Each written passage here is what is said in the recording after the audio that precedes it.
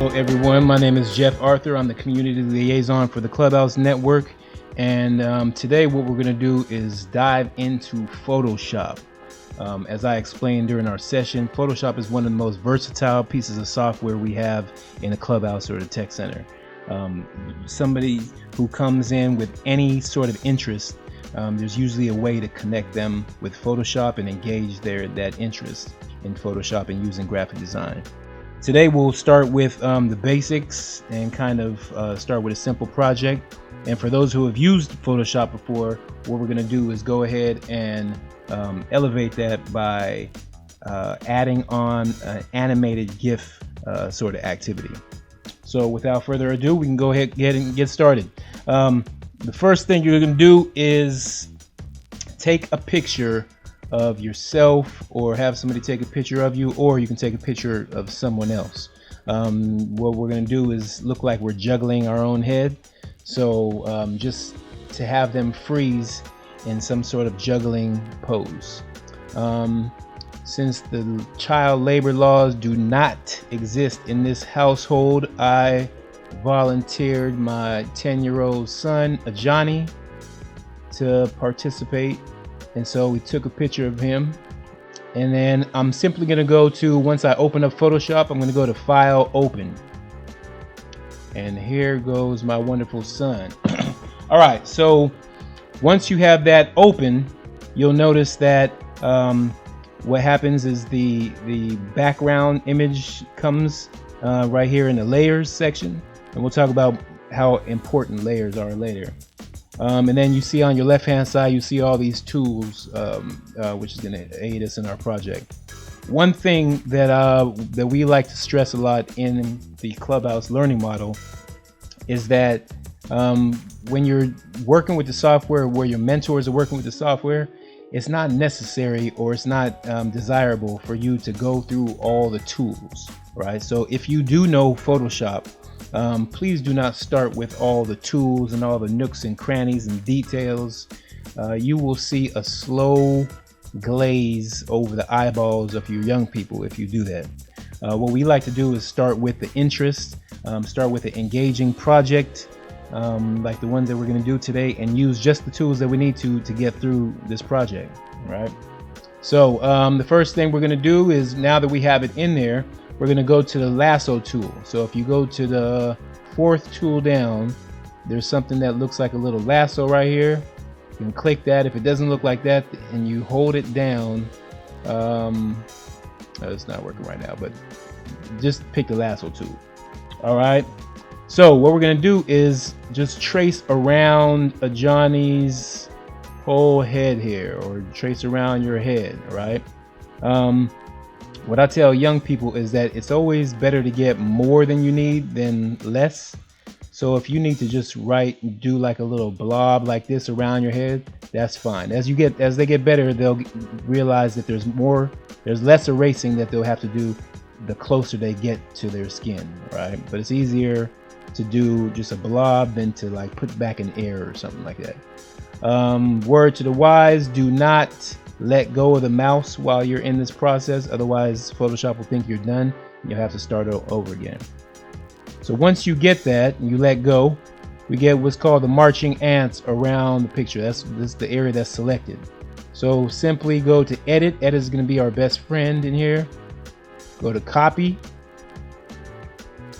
Edit, Paste. All right.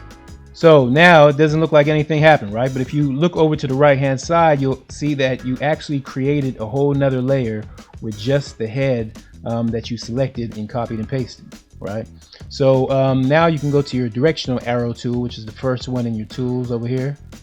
And if you move this around, you'll see that you created another layer, all right? So what I like to do is I would bring the head over on something that has a good contrast in it so that I can see what I'm erasing. And then go over to the eraser tool, which is right under the paintbrush, and you can adjust your sizes right here. So if you go, you can adjust the size, you can adjust how hard or soft it erases. The hardness or softness of the erasing is just just how crisp like the edge is, all right, to it. So I'm gonna keep mine at whatever it was. Let's go to 20 something, and then just start to erase. You can get a closer look and get more detailed if you want to. If you press Control plus, that helps you zoom in. Control minus that allows you to zoom out. So I'm just gonna go through and erase. I'm not trying to get precision right now, so I'll just go ahead and erase. I don't want to cut off the little curl that he has right there. My son is trying to bring back the flat top, apparently. All right. All right. So now I have a little decent erasing job. So I'm going to press Control minus and zoom out. All right. Now I can move the head wherever I want to. And it looks, pretty decent. Let me get this because I'm a closet perfectionist. All right. So now, this is cool, but I think that it would look better if I rotated it. All right. So I'm going to go to Edit and Free Transform. Free Transform lets you shrink it or scale it, and it lets you rotate it. If you put your mouse outside of the box, it lets you, and click down, it lets you rotate it. Right. And then I'm also going to just click and drag and shrink it a little bit. Okay. So once you're done with that, you're going to go up here and press check. All right. That kind of allows you to set the motion that you just did. All right. Now the hard part was done for that. All right. So if you go to your layers now, instead of having to copy and do all that over again, all I have to do is right click on layer 1 and then press duplicate layer. So I'm going to duplicate this layer. It's going to ask you for all this drama. We don't really care about all that. Just press OK. And then you have, voila, you have the same same head. So this one, I'm going to go to Edit, Free Transform, and just rotate differently, just to make it look realistic that he's actually juggling these heads. Press check. And then same thing, right click, duplicate layer, press OK, and drag. And then the shortcut for this, sometimes I'll share the shortcuts with young people. It's Control T is Free Transform. All right. So now, bow. In like 5 minutes, you see that we have a completed piece of work, right? They could print this out, they could put it on the wall, they could take home, they could share on Instagram or whatever it is the kids are doing these days. And this will be a completed project that they finished in less than 5 minutes, or less than 10 minutes here. However, you will get those young people that maybe have used Photoshop before, or that just aren't that easily impressed. So for those little smart Alex, what we're going to do here is go and animate this. So what we're going to do now is transfer over, not even transfer, just open a window up that allows us to make an animated GIF. So if anybody remembers flip books, making a flip book as a child, where you would draw like a stick figure or something on each page of a little notepad or whatever, and then you can flip the book and it makes it look like they're walking. That's essentially what we're doing when we make animated GIFs. Is we're just making movement happen on each different frame, and then digitally it's kind of flipping through those animations. And if you don't know what I'm talking about, and I'm showing my age, just pretend we're just gonna pretend like I googled that, and I've never really done a flip book in person, because that would be prehistoric.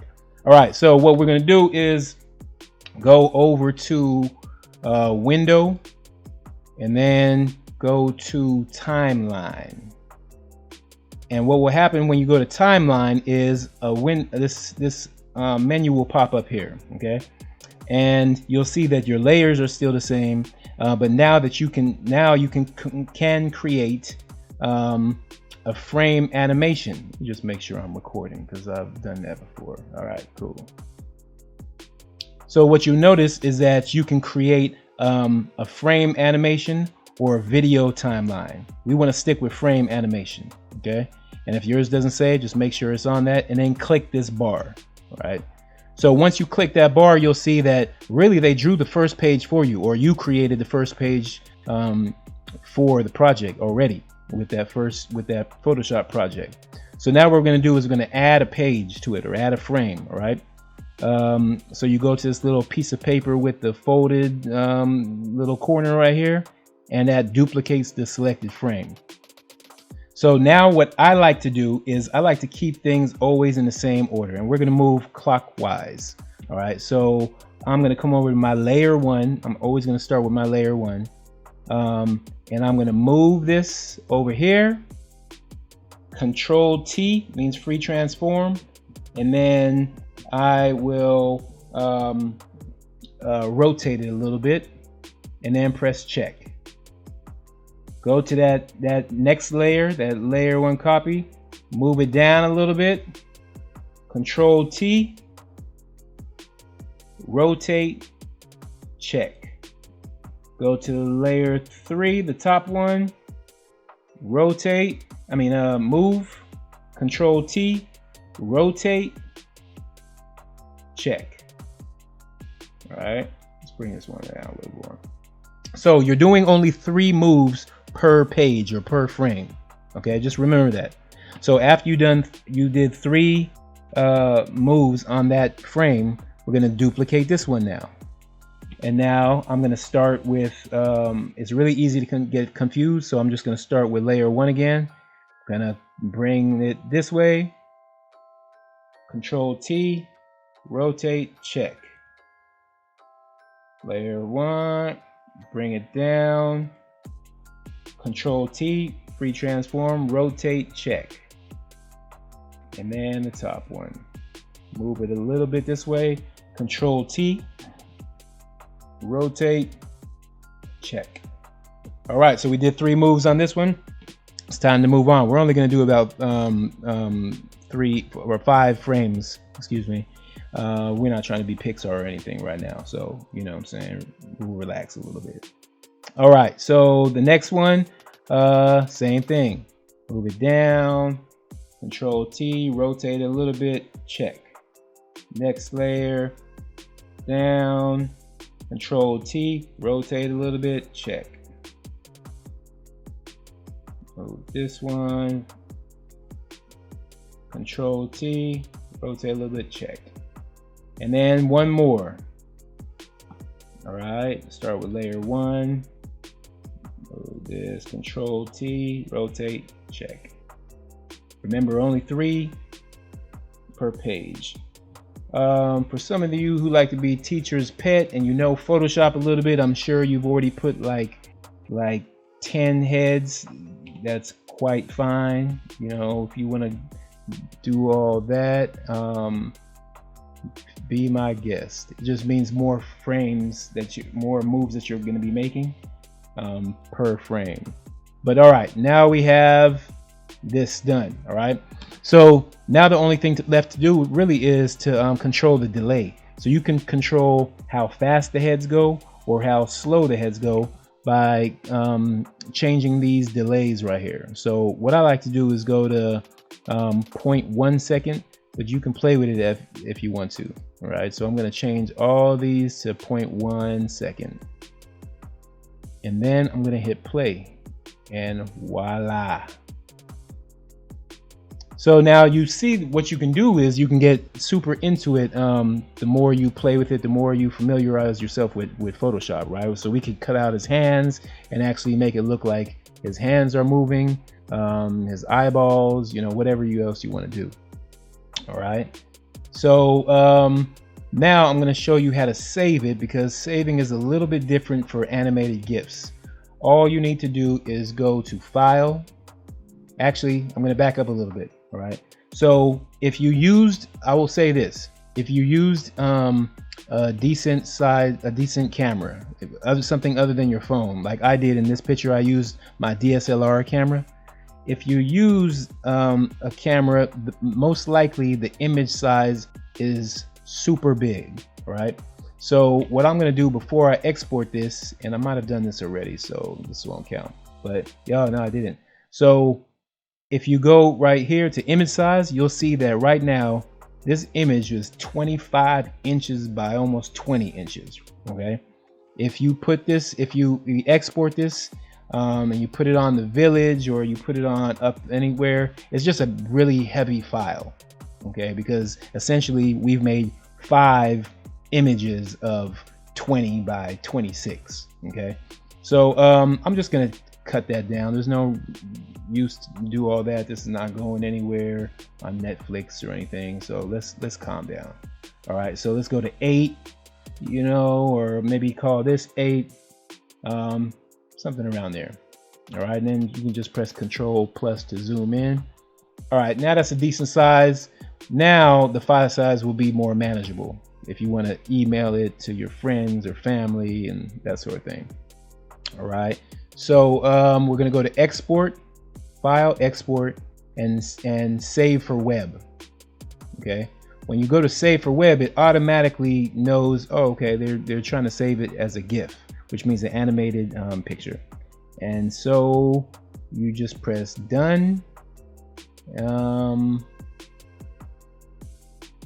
Yeah, and it saves. So if you go now on to where you saved it as, if you double click it, this is going to be your image. Automatically moves. All right, so that is how, one, you make a Photoshop project using the lasso tool and then copy and paste.